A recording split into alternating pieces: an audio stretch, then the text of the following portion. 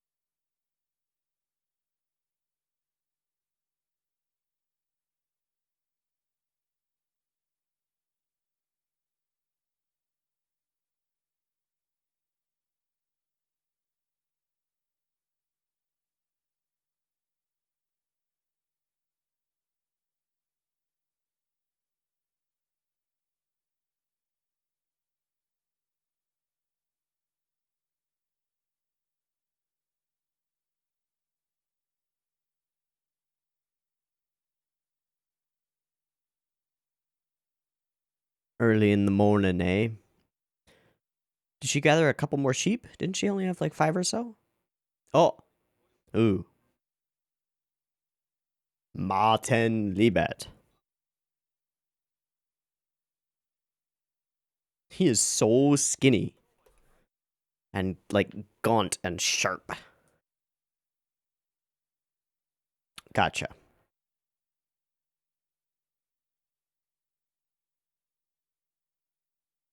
That's cool.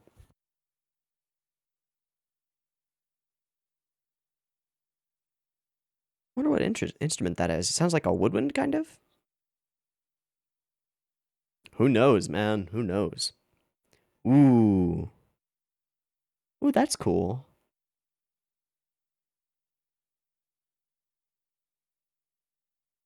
He's really tall, isn't he? I didn't really pay attention to it when we saw him like next to Kraft, but he's like a really tall, skinny dude. All right, group of youngsters.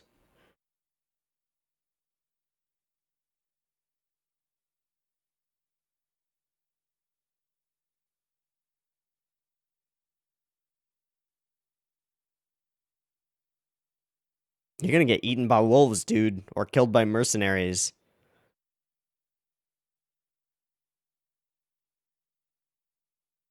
Right, shepherds go to sleep early. Early.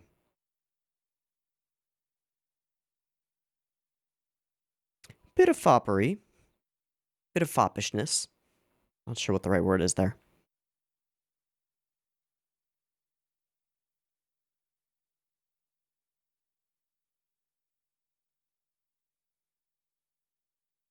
I'm sure.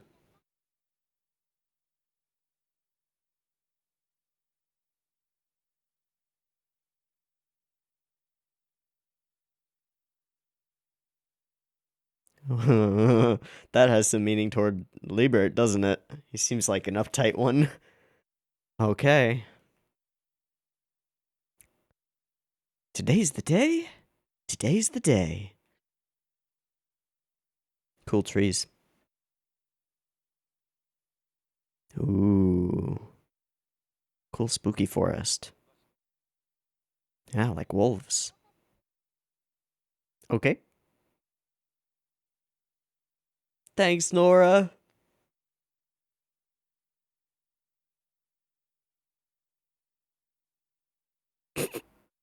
On your mission to fuck with the church? I mean, all right.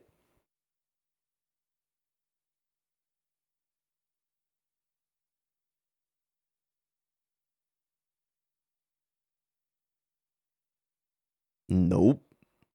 Oh. Yeah, that's what I thought. Okay. Yeah.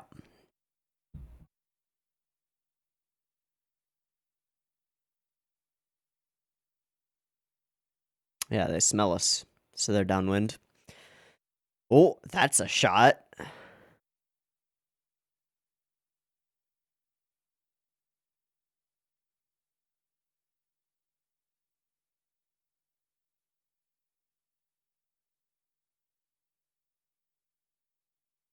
Hmm.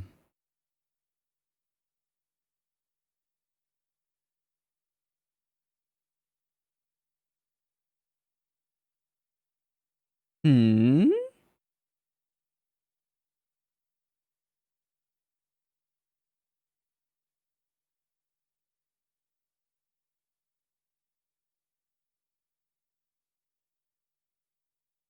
Yeah, but risk reward is really high for her. Yeah.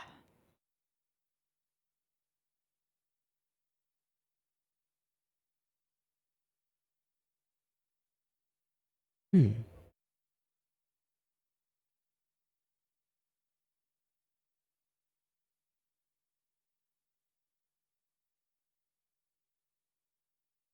A little bit less jealousy from Horo.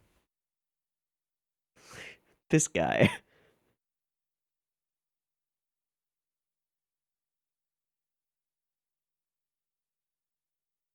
Hmm. Wow, weather sure is weathery. Yes, indeed. It is definitely weather. Rest will be up to me. Okay, so when they said liaison, he's the one who's gonna go and get them the gold. All right. A.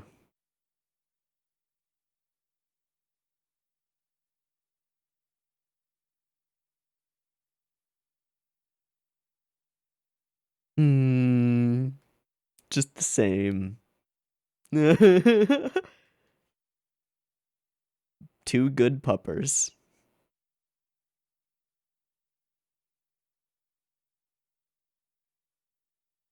Hmm. Nope. Wolves. Two good puppers.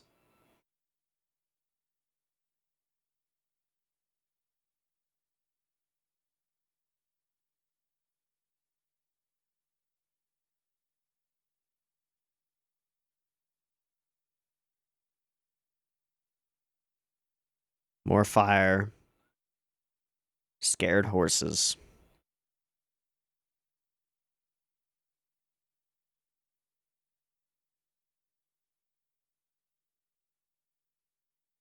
Damn, what a badass.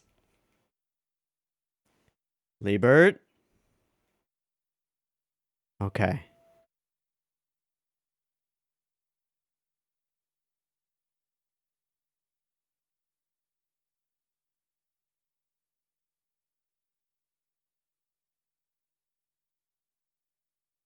Okay.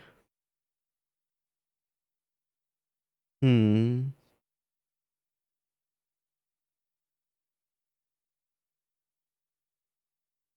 That's weird. Yeah. Any ideas, Hodo? No? That's weird. Is that a Nora thing? Okay, so they're staying on the outskirts while he goes and gets some gold. Indeed.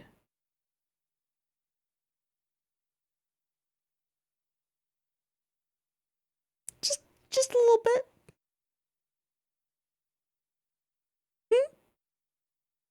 So innocent.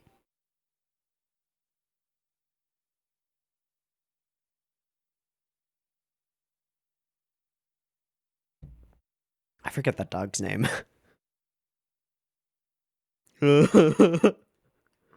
Hmm.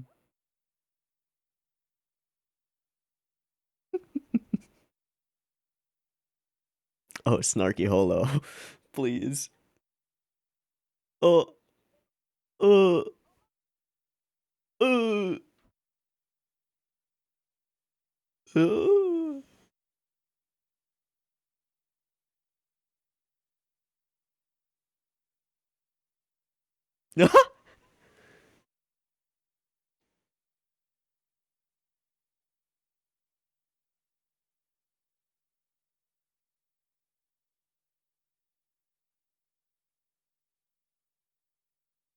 Eh?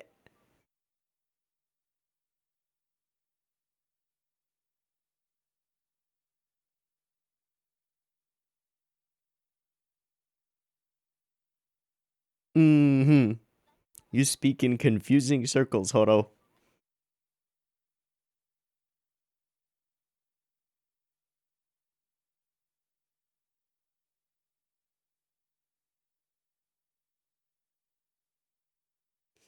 Not quite.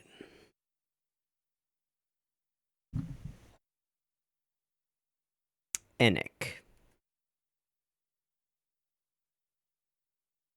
Hit.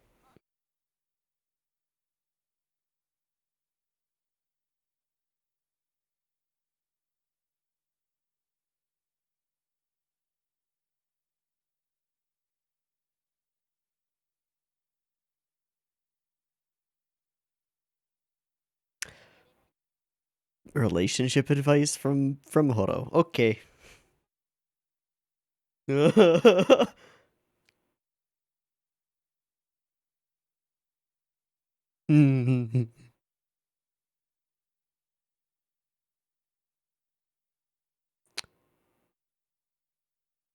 didn't even think about that bond.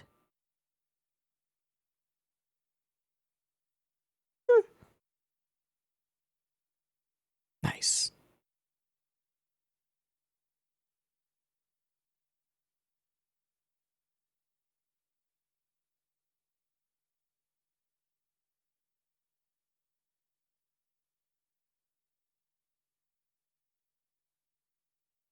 Hey, Liebert, how'd it go? Got some saddlebags full of gold?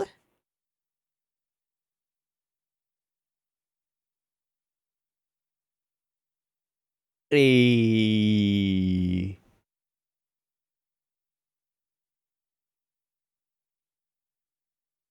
Yeah, you always look a little glum.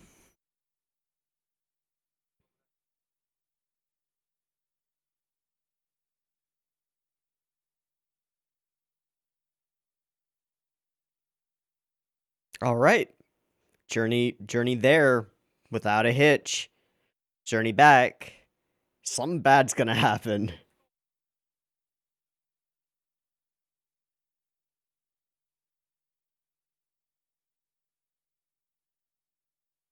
Hmm? Toste. Oh, we're being tailed. They don't howl. Now they're howling. Can't lose the sheep. Those are our mules. Hi, Wolfie buddy. Anik, don't fucking die here. I just got a feeling that Anik is gonna die here. Hmm. Hmm.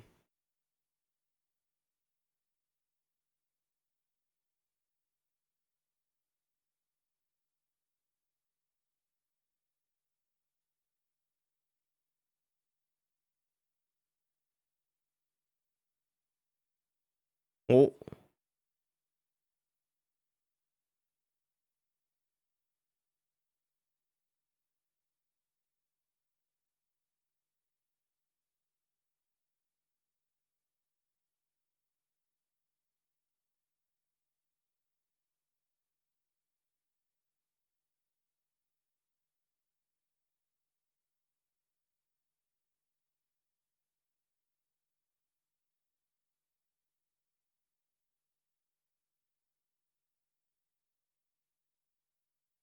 Okay then. The youths. Ah. Is that is that a representation of her, or is there another giant deity wolf here? Whoa. Whoa. Slow-mo moment. Uh-oh.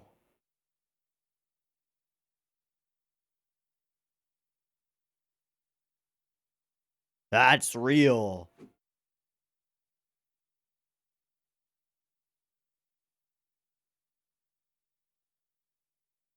So that thing in the OP, that's not Horo. That's this wolf.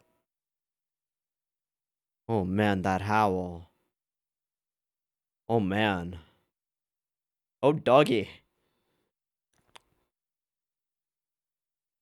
This is gonna force Horo's hands, isn't it? Yeah.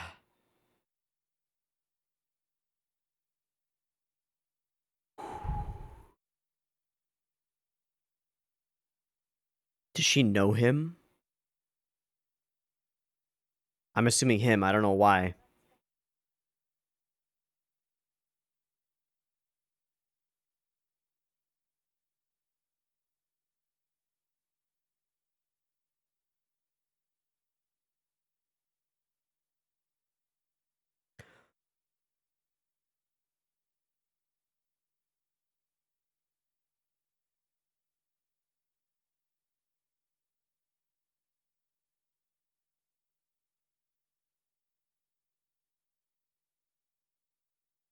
Huh? How? Don't worry about it. Yeah.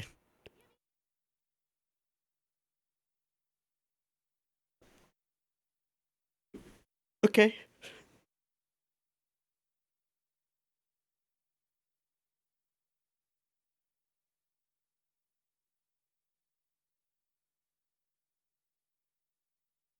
Let's do this.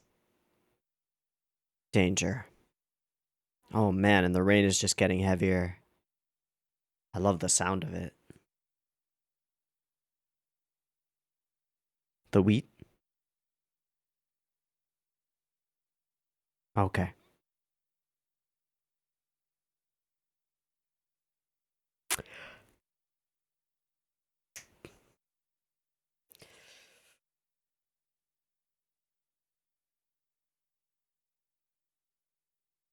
Uh-huh.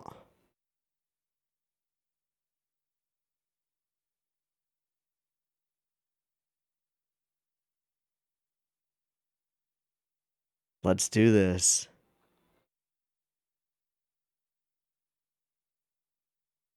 He doesn't have any of the wheat with him, does he? Does he?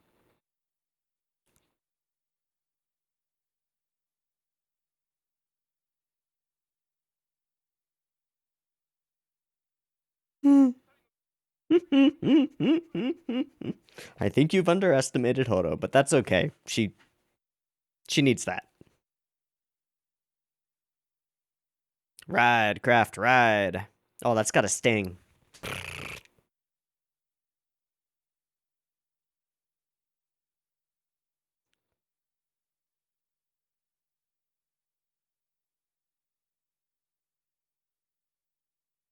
Oh my god.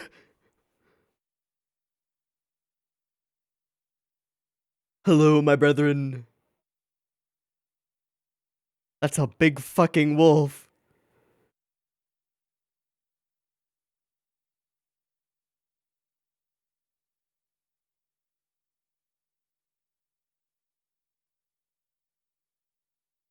It's bearing, not bearing.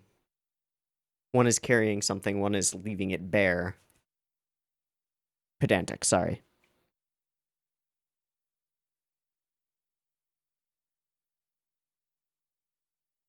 Is it? No.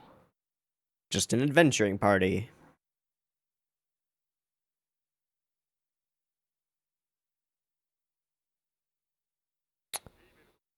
Oh. Oh. Gotcha.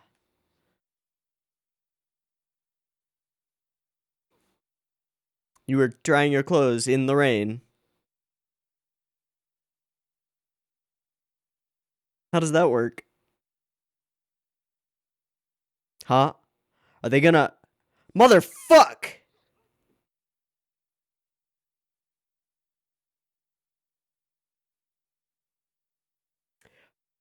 How else am I gonna take it?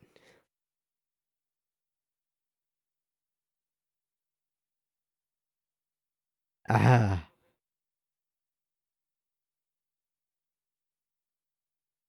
Being forced to repay a debt. Mmm.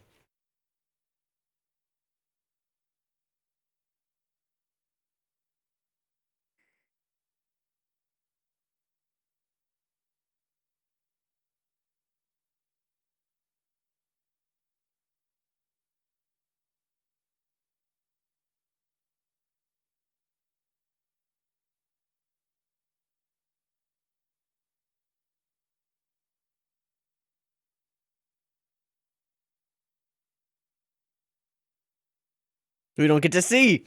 Because he doesn't get to see. Fuck! Is it her? Now you fucked up if it is. Oh.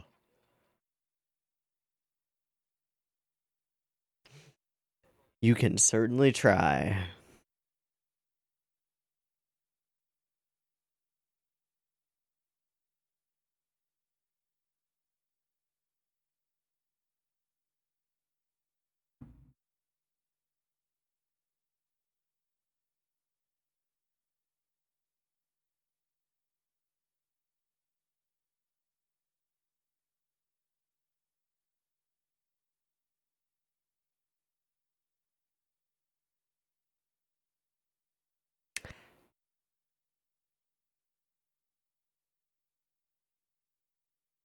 So did they see her over the hill?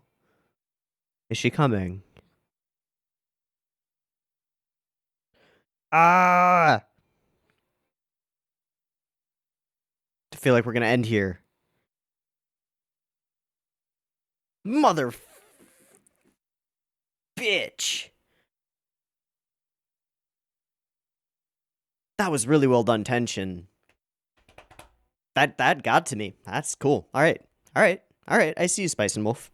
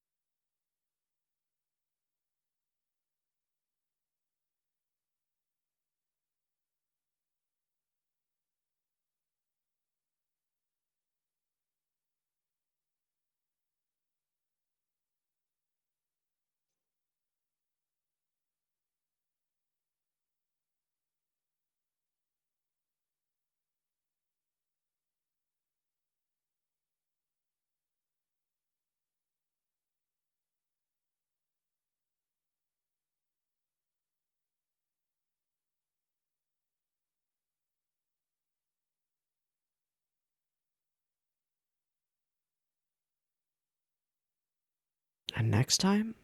Ooh. Ooh. That sounds optimistic. That sounds optimistic. Oh, okay.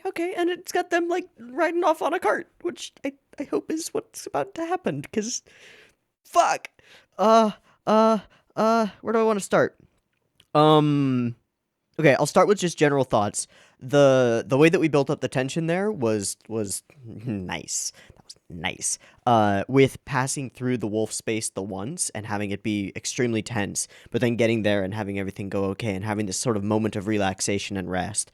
And something that sort of clicked in this episode was that very much like, and I would relate this most to certain KyoAni shows.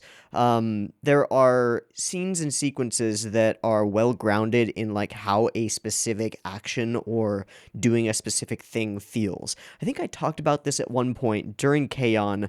When the characters like lift the window on a bus that they're on, and there's like a rush of air that comes in, and they're like ah. But there's like in the way that people experience things that they're watching, if you do things just right, you can feel it as though you're the character in that moment. And one of those things for me in this episode was Kraft laying back on the grass. It was just sort of a really nice moment, and I had that sort of like I don't know what to call it, sympathetic memory of myself laying on grass at some point in some field or park or wherever. I don't know. I think we've probably all done that at some point. And so it's sort of like a universal human thing that you could probably tap into and be like, oh, I know what that feels like. All of this happening subconsciously, all of this happening really quickly. But that was a cool moment. And then we go from there into the rainy walk back. And, Martin being all scared because it's scary, and the wolves following and keeping pace with them. And then the reveal that big wolf amongst the trees in the OP is not, in fact, Hollow. It is someone else. Okay. Okay. Other cool things are a little bit more specific, I think, and so let's go ahead and go through. One shot that really stood out to me, and it might be difficult to find, is when they first venture through the forest. There's this sort of spinning shot that pulls out from the tree line, and I want to see it again because it looked really cool and it looked really difficult to execute.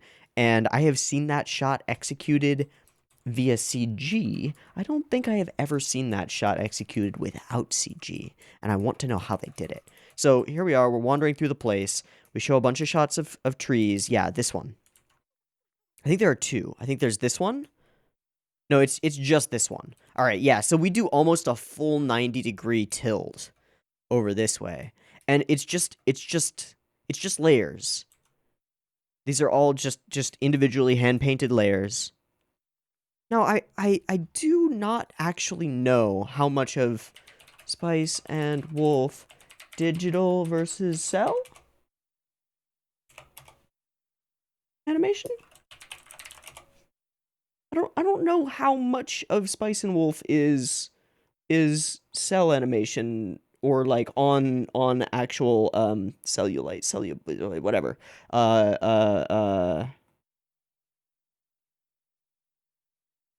Versus digital. Regardless, I really just don't know. Regardless, from what I can tell, these look hand painted, as do most of the backgrounds. All of the trees do. It's just that they're all these layers that are going on here, and there are many layers going on here, are synced up, and the way that they move across each other is like, it feels right to perspective. That seems really difficult to execute to me. I mean, I don't necessarily know enough to know, but that seems really difficult to me. Anyway, I just wanted to point that out because I thought that was a really cool shot. This whole build-up with Enoch, it did make me worry for Enoch's life, actually. I thought he was going to tussle with a wolf at some point, and that was yikes. We get a couple of different nights of making camp and just chilling out a little bit. Some awkwardness and standoffishness from Liebert, and that sort of makes me wonder if he was aware that they were going to double-cross Kraft and Hollow in the interest of not being double-crossed themselves. it's just business, right? Okay, fine. But we care about these characters, and so fuck your business. Yeah. But it still it makes sense narratively. It makes sense from a storytelling thing. And then there's this scene of of Nora when she this whole sequence as they react instantly to this whole situation, it feels so real. It feels so right. And then this specific scene of Nora just standing there, her sort of shepherd garb blowing a little bit in the breeze, her bell clanging softly, and just standing, this tiny girl in front of all of them, like, no, you're not coming this way. Really cool.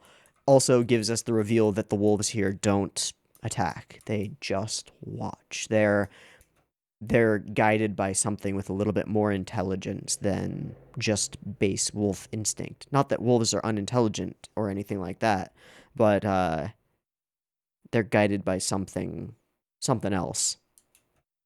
Something deity-like.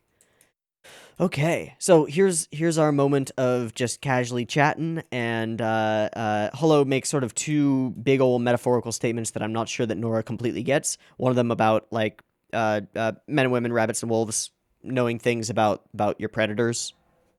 It's a pretty cool metaphor. And then we get this little whisper thing, and yeah, wolves always come out at night. And then the thing with Enoch and falling in love. Right. And then talking about how you should act indifferent a little bit. Thanks, Hollow. Any guy who's dealt with the cold, or like hot and cold, screams out in agony at this, but, you know, all right, fine. And then here's this moment where he just thunks into the grass and has a nice little smile on his face and stares up at the clouds for a little bit. And I don't know, I wanted to bring this up because I felt this moment in a way that I don't often feel moments in anime, and when I do, it's usually because something good has been done, and this felt good. So yeah. Then they're all just sleeping, and the gold has arrived. Oh boy, we done did it. We done diddly do did it. So he's not actually that tall, although maybe he's on a slope at the moment. It's just that his lankiness and thinness makes him look taller. Also, super untrustworthy. This fucking little chin goatee thing. Ugh. Okay, so we open up on the return trip, and we are in a hurry. We are running. It is shady, it is foggy, it is gray, it is rainy, it sucks. And there are wolves chasing us. We get to see once more the sort of synergy between Enoch and Nora, how great they are. And we are running, and then the turn. Yeah. Do we add a light dot into her eyes? No, we sharpen them. So we go from two light dots like so, and then she narrows her eyes and they become sharper and brighter. That's a cool effect. We also give a lot more texture to her iris, I think. Yeah, we go from the flat, just a flat color scheme, to textured. See that? That's really cool.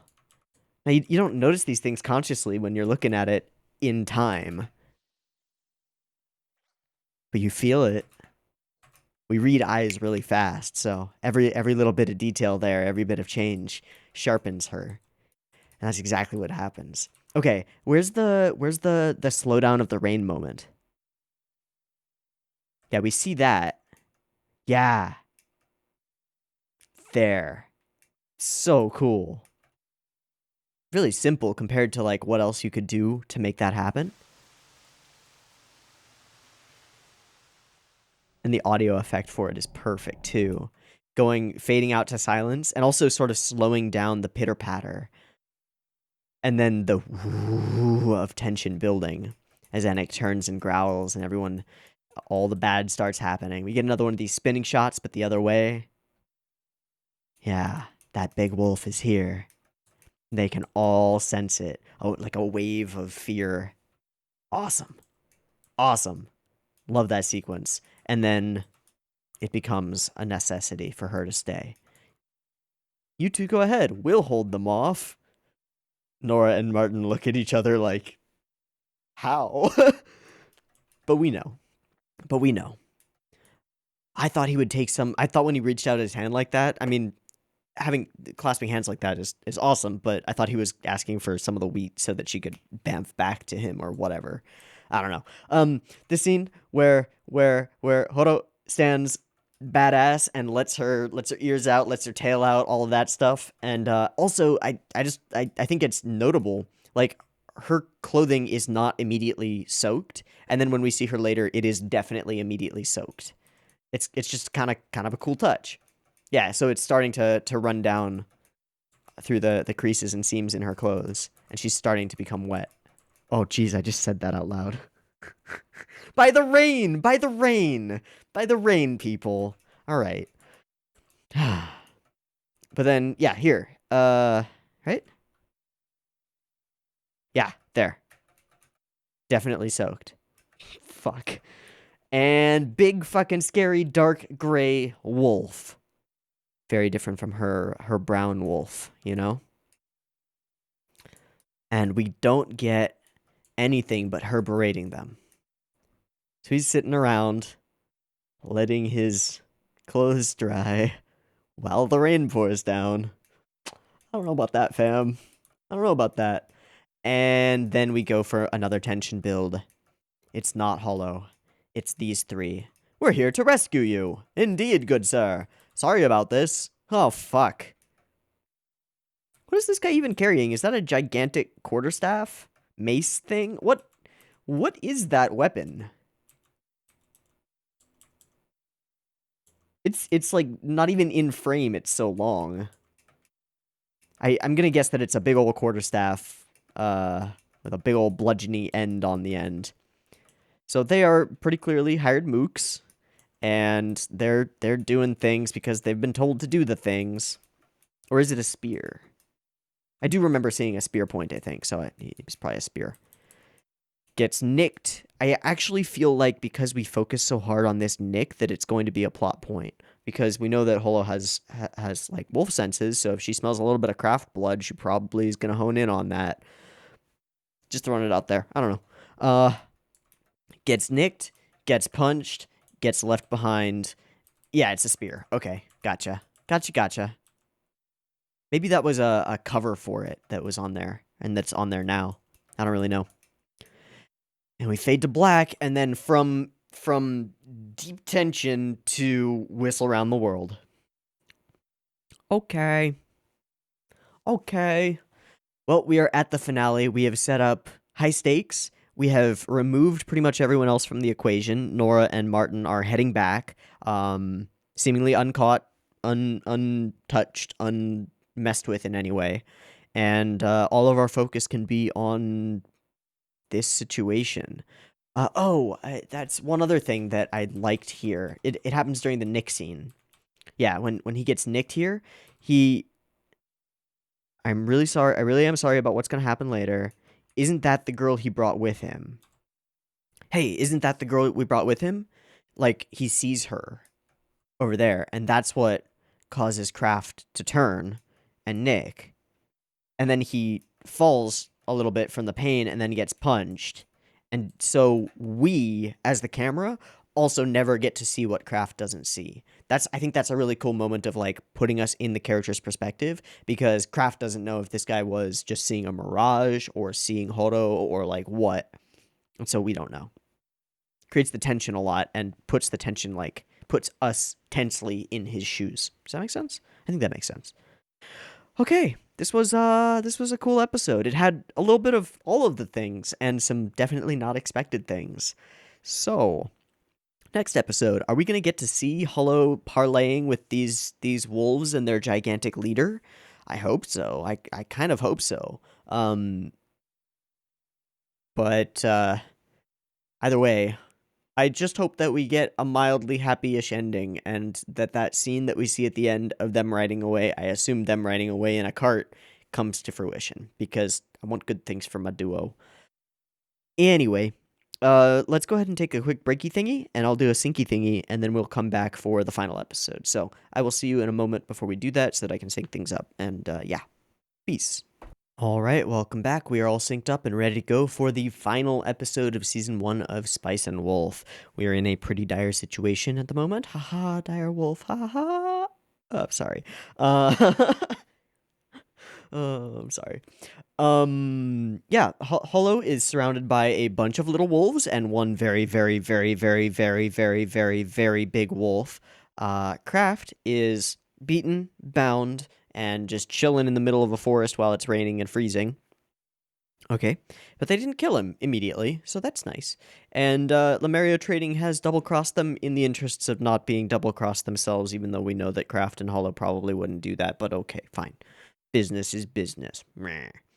Yeah, that's what's going on. And then Nora and Liebert, right? Liebert, Martin Liebert are heading off to Lemurio to cash in, I guess. So let's see how this ends out. I'm hoping for not character deaths. I know that there's more, so we know meta knowledge wise that Kraft and Hollow aren't gonna die here, but bad things could definitely happen here. Don't know what, but it could. In any case, let's go ahead and watch the final episode. Spice and Wolf, episode 13, Beep Beep Timer.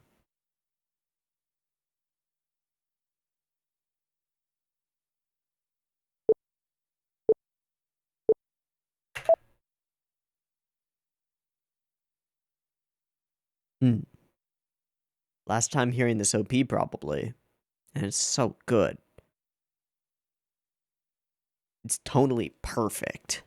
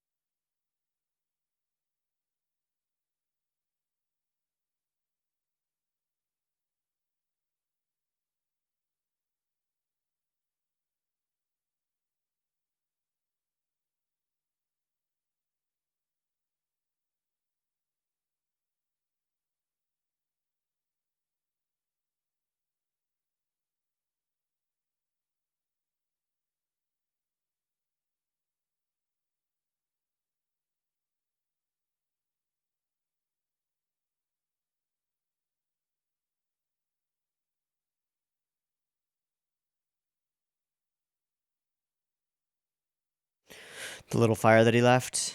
Yeah. Oh, trying to burn the bonds off? Oh, dude. Oh, dude. He did it. No? Oh. I guess this is a low point, eh?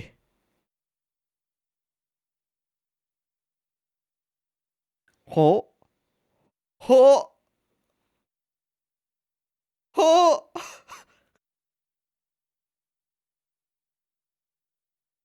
Truly. Yep. Yep. And fire.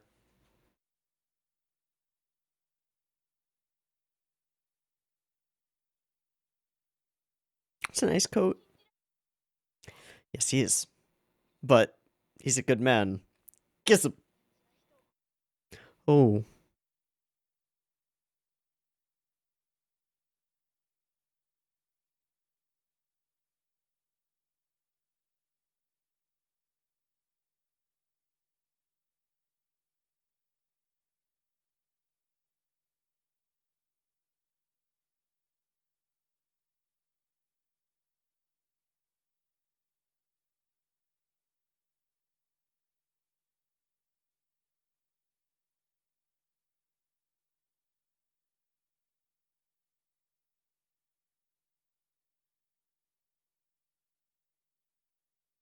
Whoa. Whoa. Whoa. Before you go ahead and eat the wheat, he's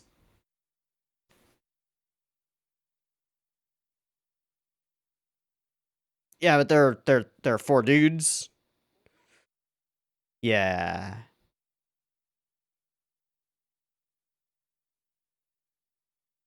True. Yeah. Shalito. Yep. Yep. I don't want that.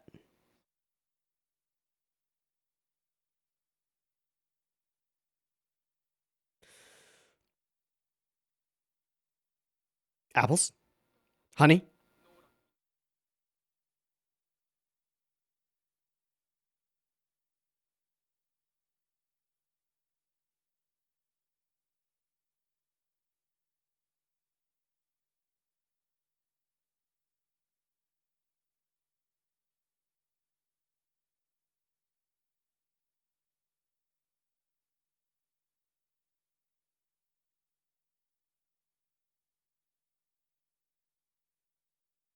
Fair enough. Yeah, okay.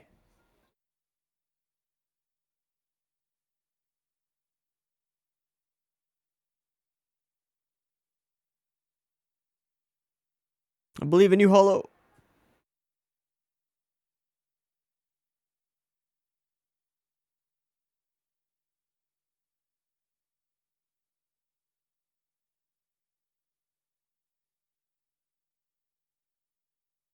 Hey. Hey. Oh. Oh.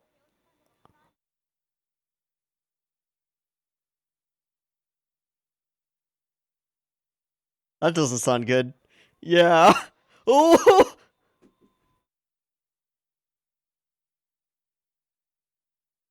Big fucking wolf.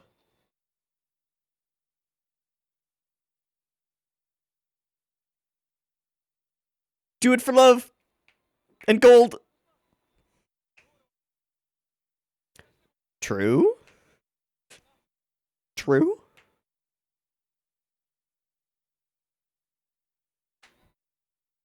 Yes.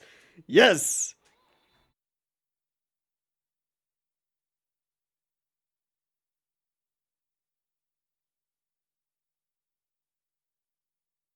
Uh-huh. Uh-huh.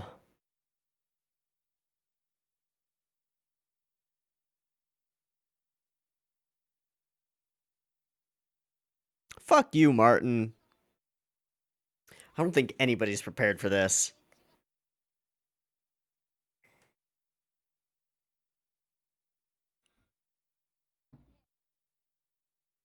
Yeah, but 20? Yes, ma'am. We going off the ramp? Let's do it. Woohoo!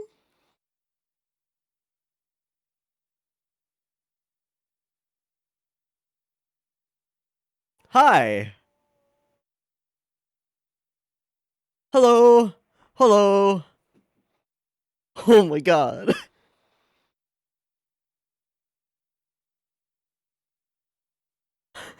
Just wave from the other hillside. Uh-oh.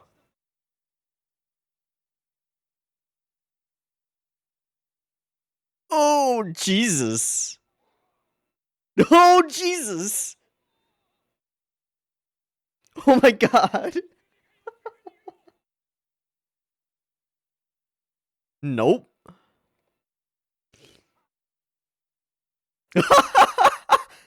Uh-huh. Uh-huh, Martin. Bite his fucking head off. Don't do it, Enoch. Don't do it, Enoch. Yeah.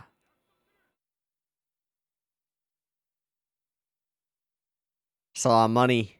That's all the money. Oh no, no, no, no, no, no, the scene from the dream, from the vision. No, no, no, no, no, no. Not the good doggo. Hello?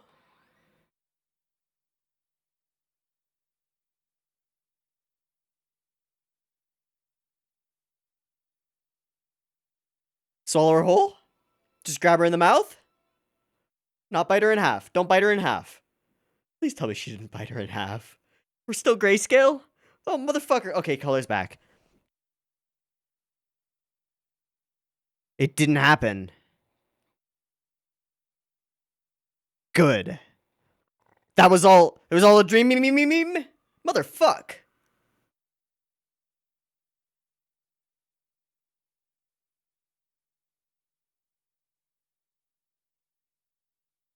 They told me you were dead. Nope.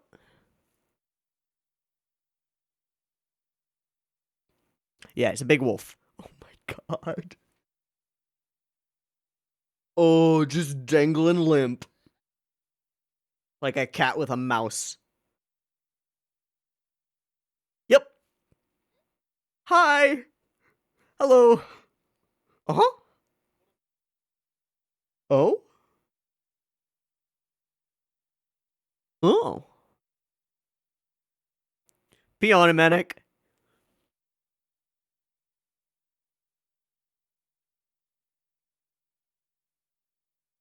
Did you do a handoff?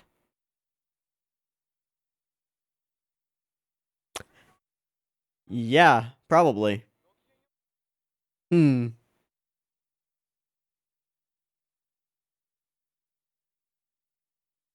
Mm-hmm.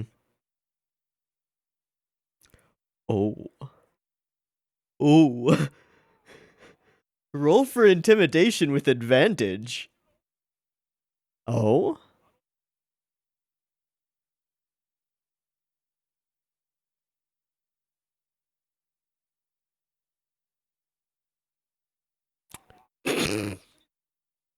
Nice. Oh. Uh-huh.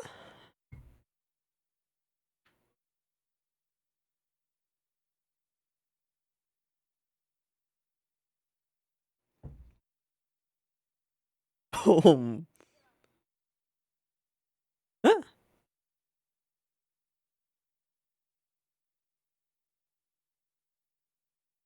But what about your relationships with other traders?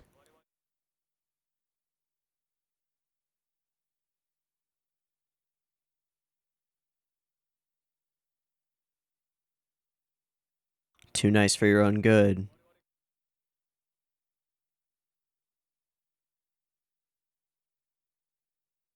The original plan?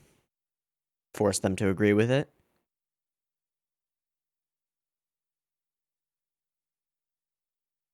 Right. Right. Relationships.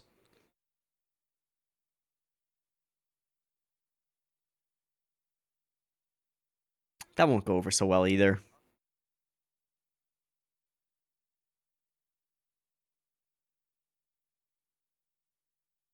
Hmm. You have a way with words.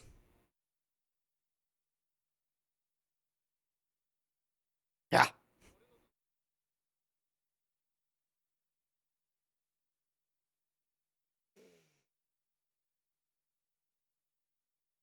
Indeed.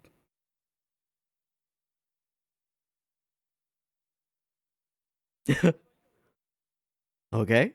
Okay. Let's do it. Whatever this plan is, I'm here for it.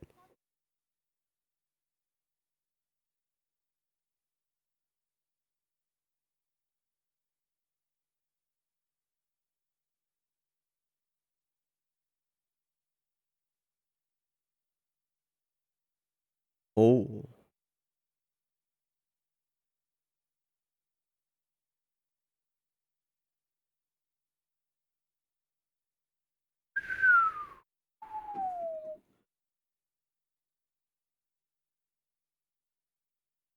That's a lot of money. It's also enough to open a shop.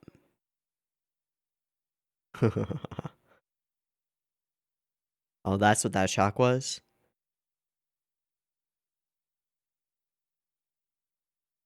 Oh, motherfucker. Wow, that's why we... Hmm.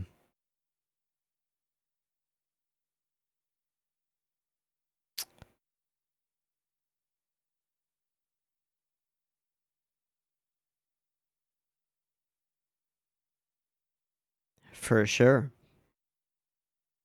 They plan to silence you. Wow.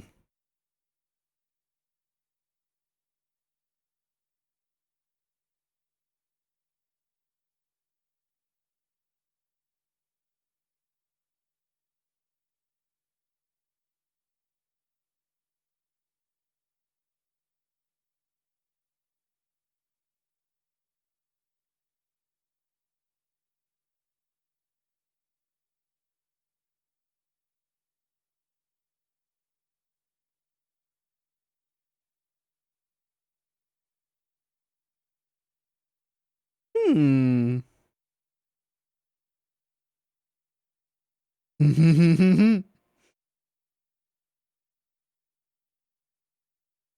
Okay. Back in town.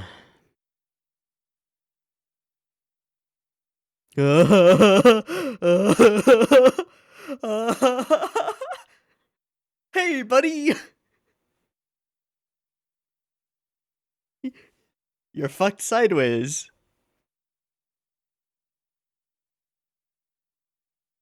Ooh. Ooh.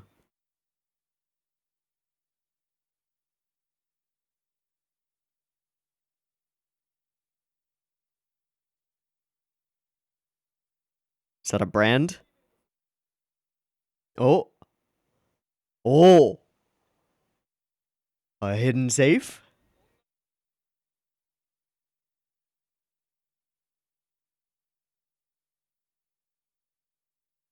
Full of gold?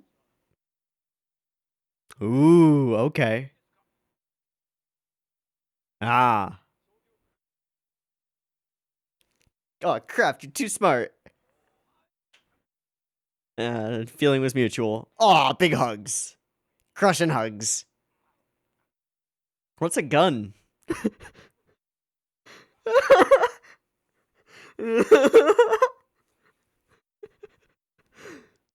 I actually don't know if they've invented firearms at this time.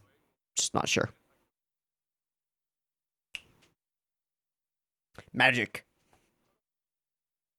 Sure. You don't want to know.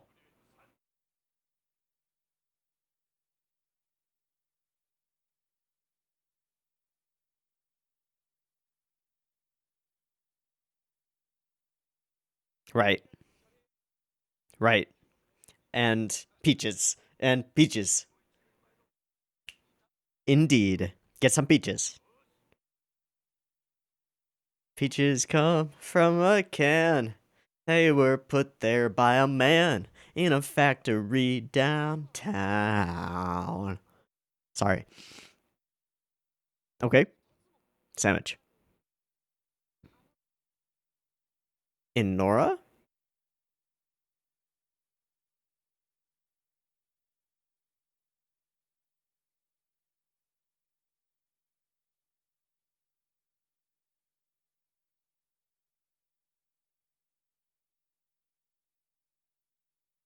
Anything?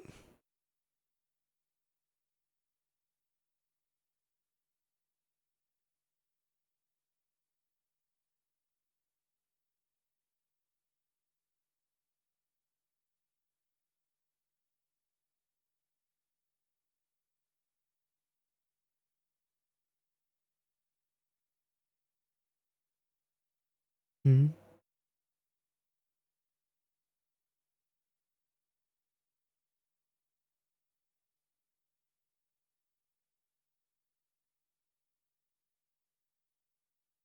He called out Hollow, right?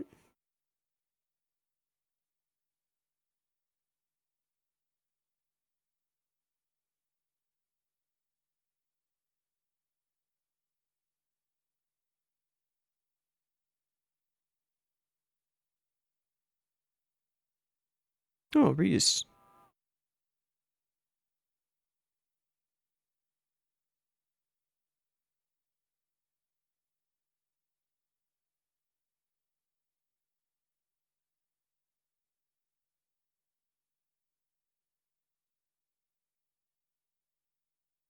Hmm.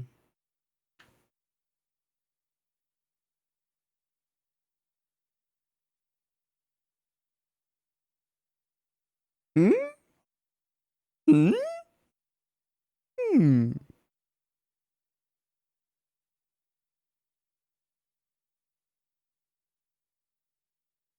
Hmm. Mm-hmm.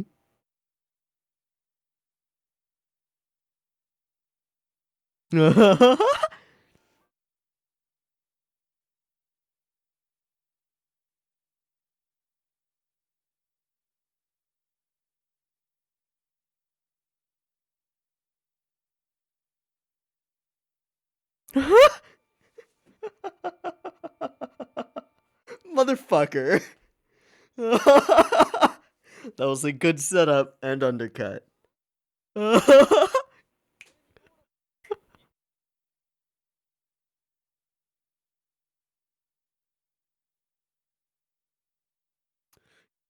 about to get decked by a giant wolf girl.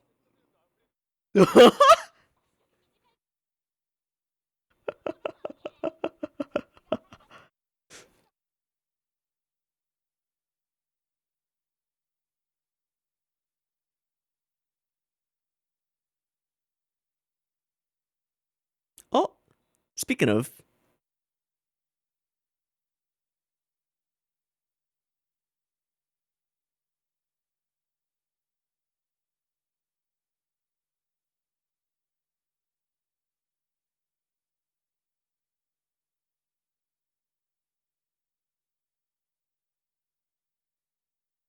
don't.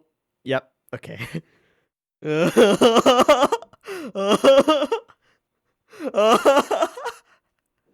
So ready.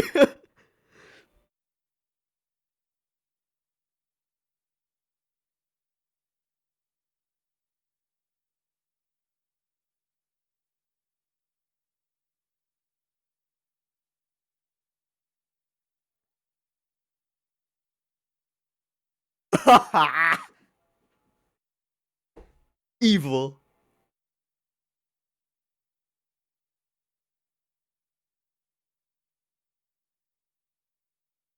Hmm? I can't hear you. Amazing. Hey.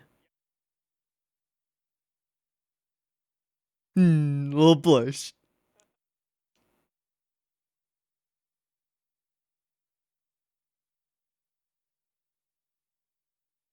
Hey, we got the cart. Well, about that. Oh, Enoch. Gotcha. Mm-hmm. Mm-hmm.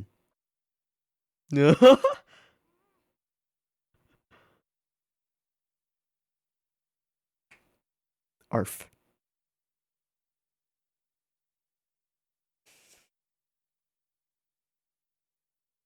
ED or OP is ED. Okay. Okay. Okay.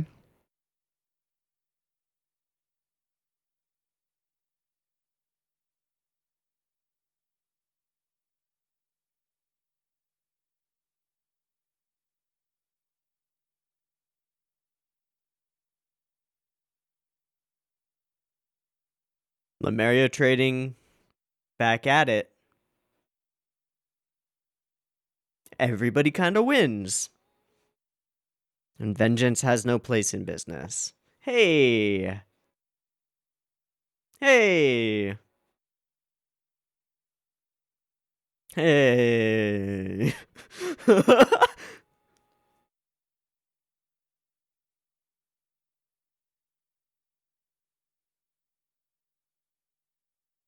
Is this the second verse? No, I don't think so.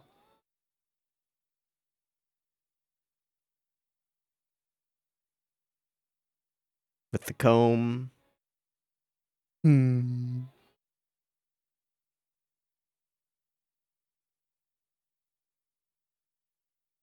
And there's the scene. And I assume there's no Jikai. It's just gonna end.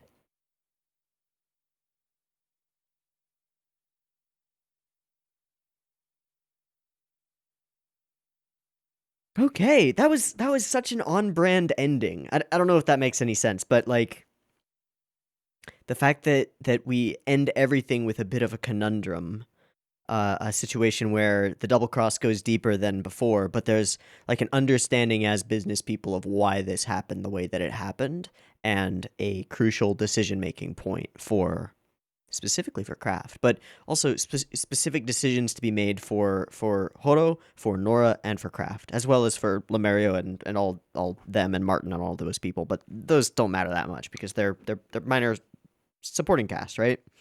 But we get the Horo decision, which is to be, I don't know how to put it. The way that I kind of interpreted it is like she's putting someone else above herself or like before herself and putting the wishes of a human Kraft above her wolfish instincts. It's like what she's learned over the course of this.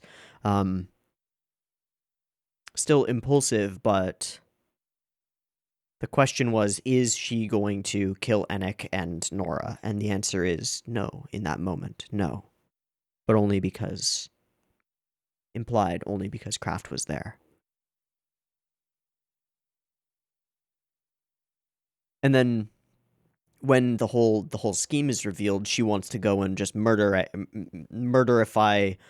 Lemurio and Martin and everybody. But Kraft holds her back a little bit.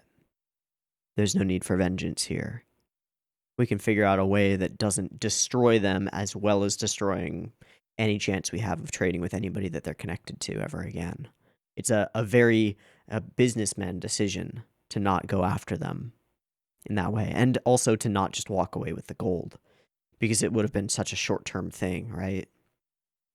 Although at that point he had known that there wasn't that much gold remaining, right?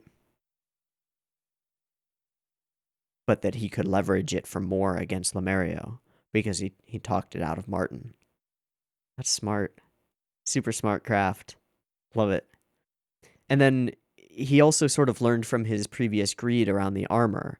Like he caught Lemurio in a lie, in a betrayal that would have ended his life genuinely. But instead of doing what he did with the merchant with the tilted table and trying to get a lot more from it, he goes for something simple, a deed that you'll pay this amount of gold over the course of a long time. So it's not going to bankrupt you immediately, but you're going to do it. And then he, instead of holding on to that deed, he sells it off to his own friends at Lowen for effectively a pittance. He sold a 500 gold deed over time for essentially as a treasury bond of sorts for only 100 gold, just enough to pay off his own debts for the armor and buy some peaches and honey. So we've got a reset in terms of money making for them. Nora gets enough to leave the shepherd's life behind and perhaps join a seamstress guild or whatever it is that she wants to do, which is wonderful. I mean, she won't be going out on those dangerous-ass missions anymore, which is nice.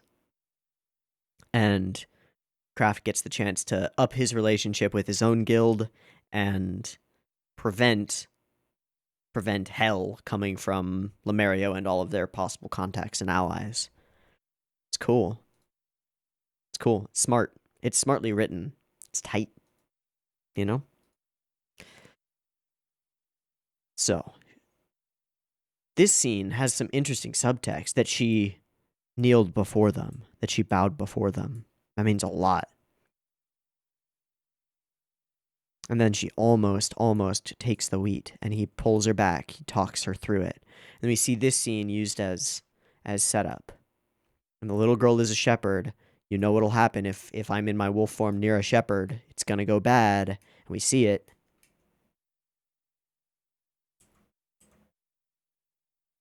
And she says, I'll do my best. And for one last time, we get Naked Hollow. Hell yeah. And also, we get another amazing one of these cuts. Close your eyes for a moment. And whoosh. I want to see it actually happen frame by frame. So, oh, there it goes. Yeah, warp, and then the fur bursts out and kind of covers. It also crawls up the limbs. That's so cool. Whoosh. you know, you have to think as an artist or an animator, like, all right, how do we demonstrate girl turning into giant wolf? I don't know. Somebody invented that. That's cool. That's just cool. All right, so grip on tight, whoosh, bounding off and bounding away we go. Yeah, peaches and honey. So the story is told, and we get another thing that is not true, and we know is not true. Running in, and there are 20 of them. Jesus.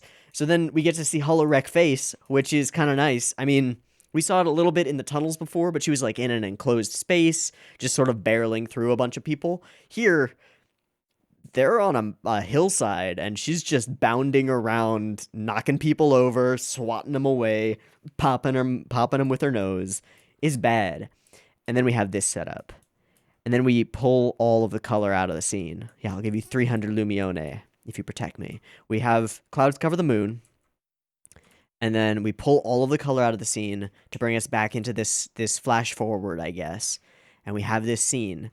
But is this real? Or is this playing out in Kraft's head as he runs up? And do we actually hear him yell Horo? I thought we did. Yeah, we have this moment and the possibility. The staff does fall. Enik, wait.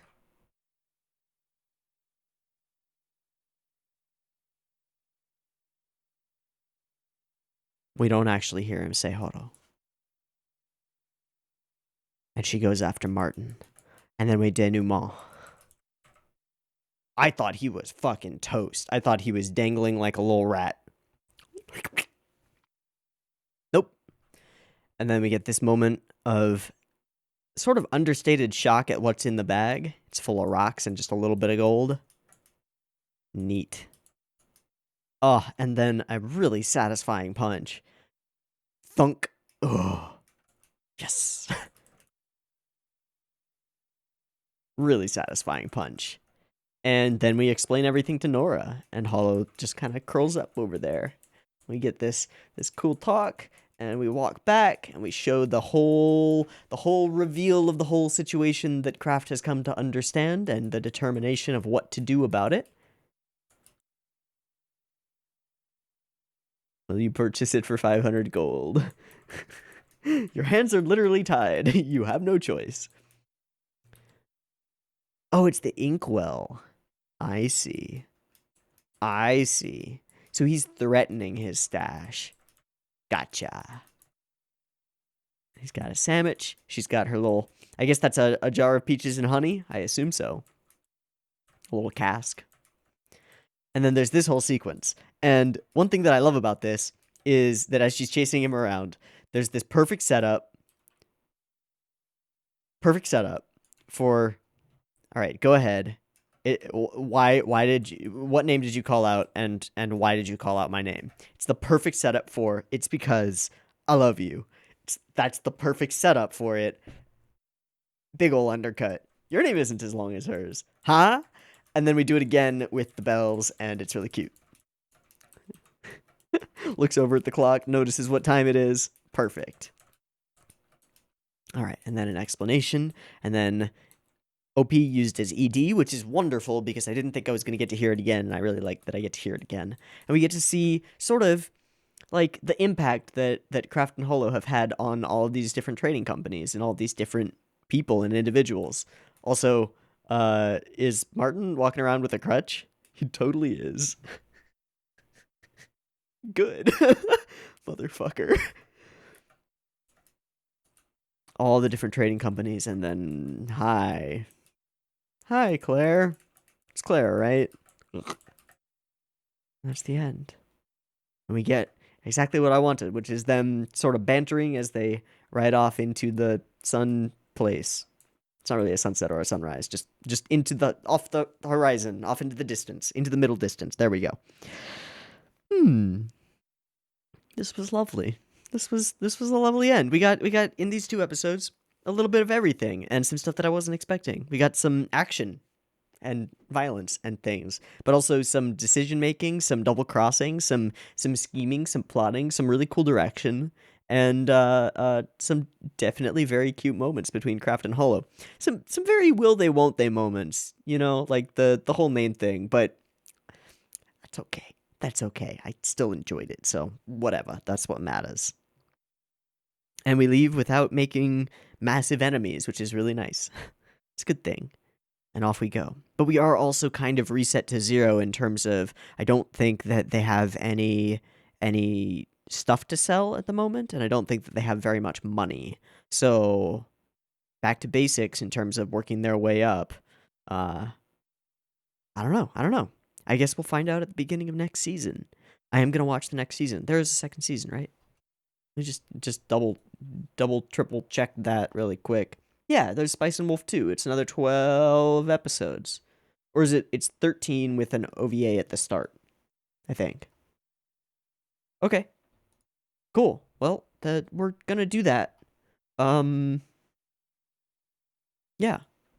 It's listed as episode 0, so I guess we'll watch episode 0 first thing first next week. Yeah. Yeah. So, cool.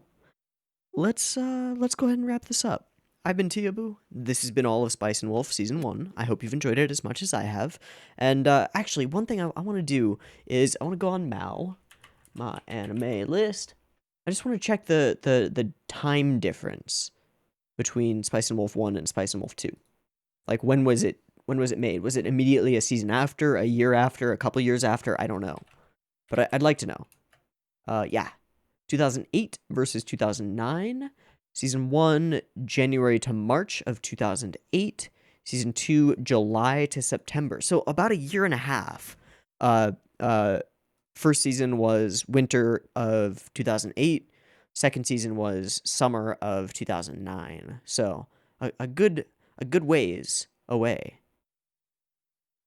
And studio is Brainspace and Marvy Jack versus Studio Imagine. Oh, that's a big change of things. I've never heard of Marvy Jack. And then ratings? They're almost identical, but Spice and Wolf 2 has like a couple of ticks. Spice and Wolf 1 is 8.32, number 2 is 8.4. So Brainspace went ahead and took it over, along with Marvy Jack Studio, which seems to have only done Spice and Wolf 2 and Koiken? Watashi Tachi Anime ni Nachata? Oh, okay. Cool. Never heard of Marvy Jack. So that's actually, I'm glad I looked it up because that's a much bigger shift than I expected. I thought that both seasons were by Studio Imagine, and I was wrong on that. So it's not the same studio coming back to continue adapting this show a year and a half later. It's a totally different set of studios, and maybe an entirely different set of staff. Is it the same director? That's a good question too. So much information. Takeo Takahashi versus, yeah, same director. Okay. And sound director, same. Okay. All right. So I guess maybe Studio Imagine got like uh vacuumed up by Brainspace. I don't know. I know just from researching it before that Imagine had only done like Spice and Wolf and a couple of other things that didn't really take off. Yeah, they've only got 9 shows to their name. Sorry, 11. I can't math. They have 11 shows to their name, Spice and Wolf included. I'm excited for this. I mean, Brainspace is a studio that does some good things and some really solid adaptations. Um, I mean, they're responsible for Bakano. They're responsible for. I'm looking at it right now for Durarara. A lot of these odd things with interesting characters and lots of interesting like design work. And they're responsible for Mawaru Penguin Drum, so they're capable of doing weird stuff, as well as Natsume Yujincho, which I will end up watching at some point, probably in this slot. Probably. We'll see.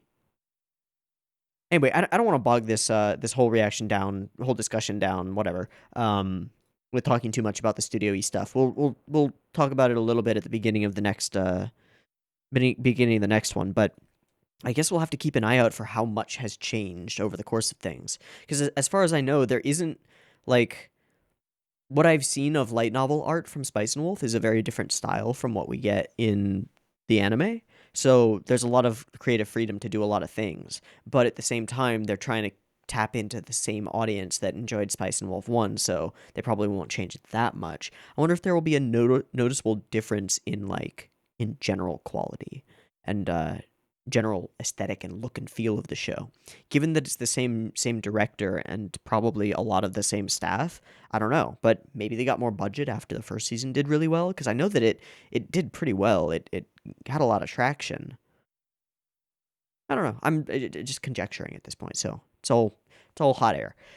In any case, let's actually wrap this up. I've been Teeaboo. This has been all of Spice and Wolf Season 1. I hope you've enjoyed it as much as I have. I've had a very good time with this show and these characters and their designs and just the general feel and flow of it. It feels good. This is a feel-good show to watch, and it's got some interesting stuff in it, definitely some interesting dialogue, and is nice. It's just a nice watch. Yeah. So I hope you've enjoyed it as much as I have, and I hope to catch you next week when we will embark on season 2, I think starting with the OVA. So see you there. Peace.